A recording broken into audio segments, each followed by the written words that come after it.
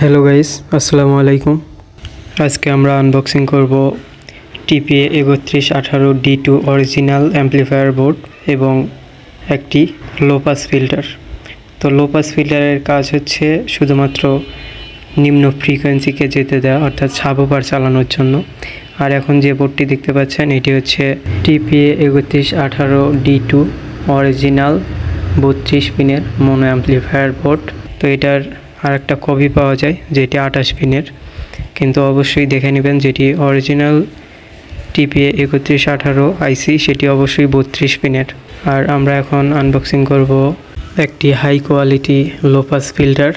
এই low pass ফিল্টারটি দিয়ে আপনি যত বড় ইচ্ছা তত বড় সাবওয়ুফার চালাতে পারবেন, যে কোনো সাবওয়ুফার চালাতে পারবেন।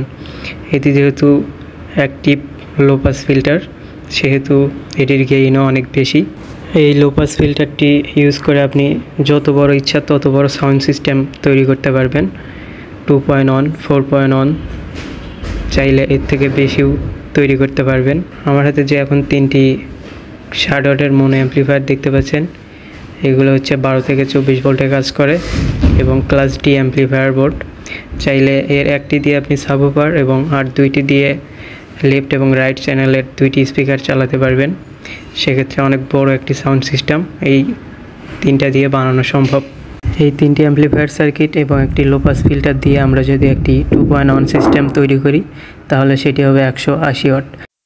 বাজারে যে কম্পিউটার বক্স পাওয়া যায় 5-6 হাজার টাকার ভিতর, সেগুলো সর্বোচ্চ 50 থেকে 60 ওয়াট বা 70 ওয়াট হয়ে থাকে। পরবর্তী কোনো এক ভিডিওতে 2.1 হোম অডিও সিস্টেম বানিয়ে দেখাবো। অবশ্যই সাবস্ক্রাইব করে পাশে থাকবেন। ধন্যবাদ সকলকে।